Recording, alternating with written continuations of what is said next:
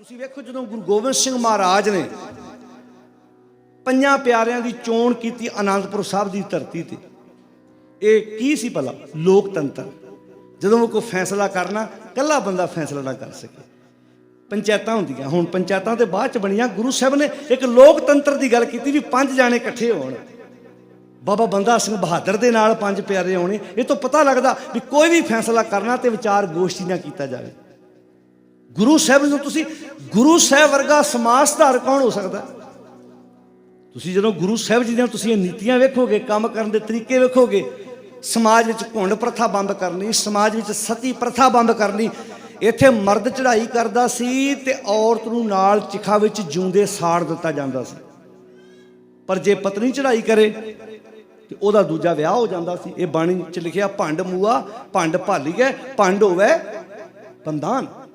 ਤੇ ਜੇ ਔਰਤ ਦਾ ਪਤੀ ਚੜ੍ਹਾਈ ਕਰਨ ਤੋਂ ਬਾਅਦ ਪੁਨਰ ਵਿਆਹ, ਦੁਬਾਰਾ ਵਿਆਹ ਕਰਨ ਦਾ ਪਹਿਲੀ ਵਾਰ ਇਹ ਦੇਸ਼ 'ਚ ਜੇ ਆਰੰਭ ਹੋਇਆ ਤੇ ਉਹ ਸਿਹਰਾ ਗੁਰੂ ਅਮਰਦਾਸ ਨੂੰ ਜਾਂਦਾ ਹੈ।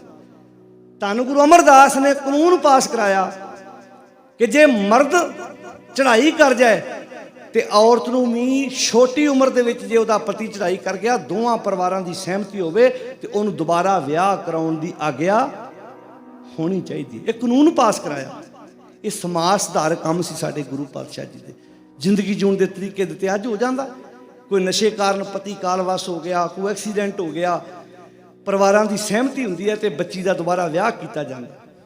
ਪਰ ਮਰਦ ਕੀ ਹੁੰਦਾ ਸੀ? ਮਰਦ ਭਾਵੇਂ 50 ਸਾਲ ਦਾ, 40 ਸਾਲ ਦਾ, ਜੇ ਪਤਨੀ ਚੜ੍ਹਾਈ ਕਰ ਗਿਆ ਤੇ ਇਹਦੇ ਇੱਕ ਦੀ ਚਿਖਾ ਬਲ ਰਹੀ ਹੈ, ਅਜੇ ਉਹਦੇ ਫੁੱਲ ਨਹੀਂ ਚੁੱਕੇ ਗਏ, ਉਹਦਾ ਅੰਗੀਠਾ ਨਹੀਂ ਸੰਭਾਲਿਆ ਗਿਆ ਤੇ ਘਰ 'ਚ ਮੀਟਿੰਗਾਂ ਹੋਣ ਲੱਗ ਪਈਆਂ ਦੂਜੇ ਰਿਸ਼ਤੇ ਦੀਆਂ। ਇਹ ਬਾਣੀ 'ਚ ਲਿਖਿਆ, ਭੰਡ ਮੂਆ ਭੰਡ ਕਹਿੰਦੇ ਔਰਤ ਨੂੰ। ਭੰਡ, ਔਰਤ ਮਰ ਗਈ, ਭੰਡ ਭਾਲੀਏ, ਨਾਲ ਹੀ ਦੂਜੀ ਲੱਭਣ ਲੱਗ ਪਏ।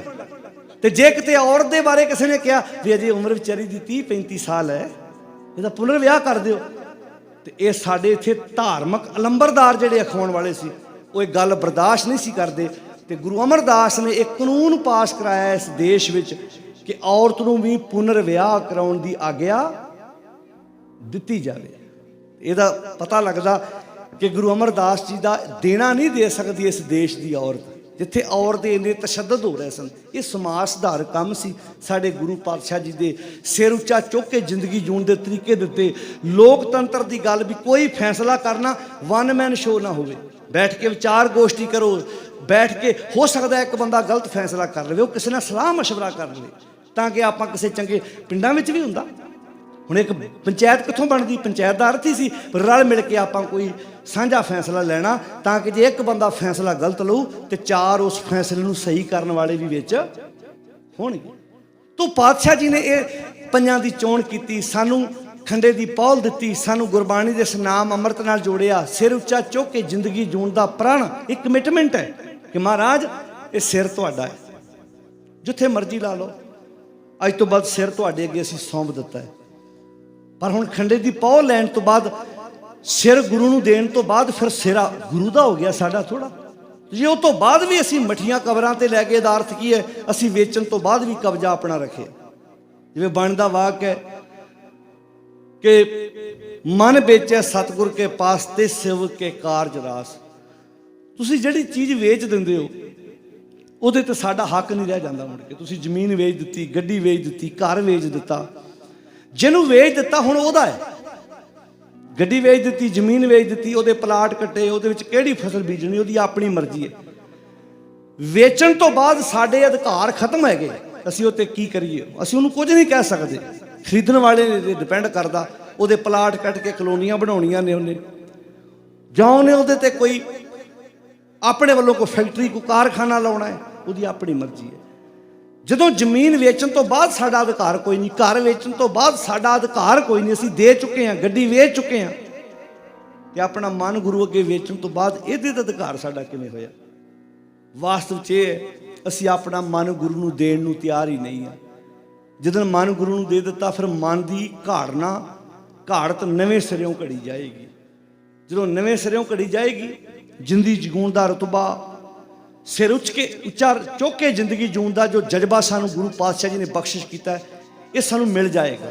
ਤੋ ਜਿਹੜੀ ਗੱਲ ਇੱਥੇ ਪਾਤਸ਼ਾਹ ਦੇ ਅੰਮ੍ਰਿਤ ਨਾਮ ਨਿਦਾਨ ਹੈ, ਮਿਲ ਪੀਵੋ ਭਾਈ जे सिमरत सुख पाई है सब तिखा बुझाई, पर ब्रह्म गुर भुख रहे ना काई।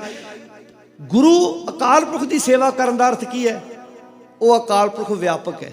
मां की सेवा कर, पिता की सेवा कर, घर च दादा है दादी की सेवा कर, लोड़ पैण ते तू वेख, ये सब तो वड्डा परोपकार है। घर च कई बारी पिता नूं जरूरत हुंदी है, दादे नूं जरूरत है, मां नूं जरूरत है, घर दे किसी जी नूं जरूरत है कि उहदियां 10 मिनट लत्तां दबा दिओ, उहनूं टाइफाइड है, कोई दवाई बूटी, उहनूं कोई मैडिसन लिया दिओ।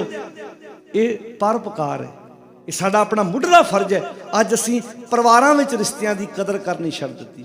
कदी बिरध आश्रमां चक्कर मार के वेखो, चंगे चंगे परिवारां दियां मावां बिरध आश्रमां च रातां कटदियां पईयां ने, ते उन्हां दे पुੱਤ उदां बहुत वड्डी सेवा करते हैं। गुरुद्वारे संखमरमर ला के दे रहे हैं, पालकियां लै के दे रहे हैं, पर अपनी मां नूं 2 वक्त की रोटी देण नूं तैयार नहीं हैं।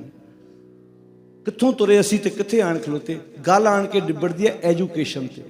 साडी एजुकेशन नहीं है, साडी घाट नहीं उदां दी घड़ी गई।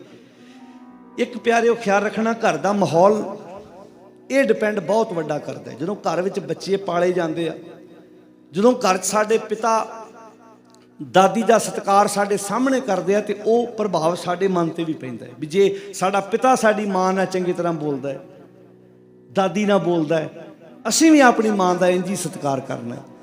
जदों बच्चियां सामने अपनियां मावां नूं गालां तो बिना, मंदे शब्दां तो बिना संबोधन नहीं किया जाता, इहनूं कहंदे ने तैयारी कर लो, ये जो तुसीं बीज रहे हो तुहानूं अपने बच्चियां राहीं आउण वाले समय वढना पैना। खेत शरीर जो बीजिया सो अंत खलोआ आए, बीजे बिख मंगे अमृत वेखो ये न्याऊ। कर सेवा पार ब्रह्म गुर भुख रहे ना काई, सगल पदार्थ पुण्या। पुण्या का अर्थ की है? मनोकामनावां पूरियां हो गई। मनोकामनावां किहड़ियां? हुण मन की कामना भी चंगी है। मन की कामना यह है, महाराज सरबत दा भला करी, मेरे कोलों किसी का बुरा ना कराई। जे किते मेरे कोलों जाने अनजाने किसी का बुरा होया भी आ, तो मैं उसनूं सुधारन की कोशिश करा, कितना सोहना समाज बन जाए। जे जिंदगी च साडे कमिटमेंट आ जाए भी मेरे कोलों किसी का नुकसान ना होवे, मैं परोपकारी जीवन जीवां, मैं लोगों का भला करने की कोशिश करा। तुहाडे विचों कईयां दे पुत्तर धी विदेश गए होणगे, कदी पुੱਛ के वेखना। अजे भी उन्हां कंट्रियां विच ਇਹੋ ਜਿਹੀਆਂ ਦੁਕਾਨਾਂ ਹੈਗੀਆਂ जिथे वेचण वाला कोई नहीं खलोता, आपे पैसे रख के लोग फ्रूट लै जाते हैं। आस्ट्रेलिया तो मैं खुद वेख के आया। हुण वो बंदे को वक्री दुनिया तो थोड़ा आए नहीं, उन्होंने घाट ऐसी है, एजुकेशन ऐसी है, तो साढ़े कोल तो सब कुछ हैगा है। पर गल ये असी जो उत्तों भ्रिष्ट बंदा है, थले तक भ्रिष्टपना शुरू हो चुका है। थले तो लैके जिन्नी किसी बंदे को दा लगता है बेईमानी करी जाता है। हुण जिहड़ा बच्चा स्कूल च एक पेंसिल चोरी कर रहा है, हुण उहदी हैसियत ही पेंसिल चोरी करन दी है। जो हौली हौली वड्डा होएगा तो फिर वड्डी चीज़ नूं डाका मारेगा। हुण जो जे उहदी हुणों आदत बन गई है, कल मिनिस्टर बनेगा तो फिर वड्डी चीज़ नूं हत्थ पाएगा। तो गल उत्थों है ना, घाड़त जिहड़ी जिद्दां दी घाड़त घड़ी जानी है, ये घड़ी है सुरत मत मन बुद्ध। ये जिहड़ी घड़नी है गुरु पातशाह की सिक्ख्या द्वारा घड़नी है। तो इस करके सगल पदार्थ पुण्या अमरा पद पाई। अमरा का अर्थ है वो अवस्था जिथे एक भी माड़ा फुरना साडे दिमाग च ना आवे, माड़ा ख्याल साडे दिमाग च ना आवे, माड़ी विचार साडे दिमाग च ना आवे। गगन नगर एक बूंद ना बरखे, जिदा साडा दिमाग रूपी गगन च माड़ा एक भी बूंद, एक माड़ी सोच साडे मन विच ना आवे। गगन नगर एक बूंद ना बरखे। नाद कहाँ जो समाना, जिहड़ा अंदर नाद है, जिहड़ा अंदर संगीत वजदा सी, जिहड़ा अंदर शोर शराबा सी, वो निकल गया। शेखा अंदरों जोर छड्ड तू। शेख दा अर्थ धार्मिक बंदा है, अपने आप को धार्मिक अखाउण वाले, अपने अंदर का जोर छड्ड, भौ कर झल गवाए, अपने अंदर का झलपना छड्ड दे। झल जो बंदा कोई झल खिलारदा है ना, घर च झल बाद च आउंदा, पहलां उहदे अंदर झलपना खिलरदा है। जो लड़ाई पैंदी है दिमाग च लड़ाई पहलां हुंदी है, बाहर लड़ाई बाद विच आउंदी है। शेखा अंदरों जोर छड्ड तू, भौ कर झल गवाए, गुर कै भै केते निस्तरे, भै विच निरभौ पाए। भै विच रह के ही उस निरभौ की प्राप्ति हो सकती है। तो ये भै का अर्थ की है? ये निर्मल पाव हुंदा प्यारिओ। भरा नूं भरा दा निर्मल पाव होवे, भैन नूं भरा दा निर्मल पाव होवे, बच्चिआं नूं माँ बाप का निर्मल पाव होवे। ये निर्मल पाव है जिस अदब विच असीं बझे पाए एक दूजे दे नाल।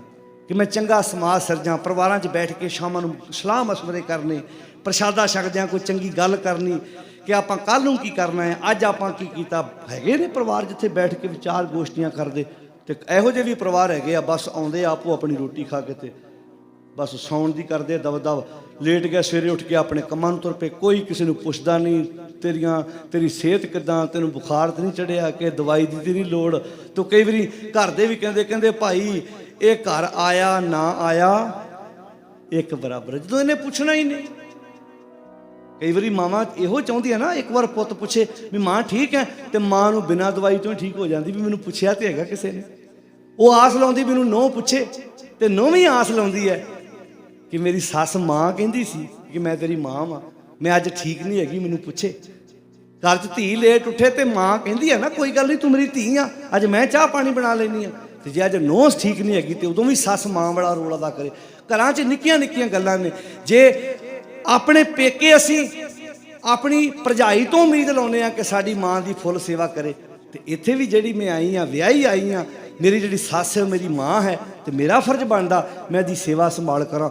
इहो ही घरां दीयां निक्कियां निक्कियां गल्लां जे सुधार लईए तो घर बैकुंठ बन जांदा, जे एक गल्लां सुधारीए ना तो घर नरक बन।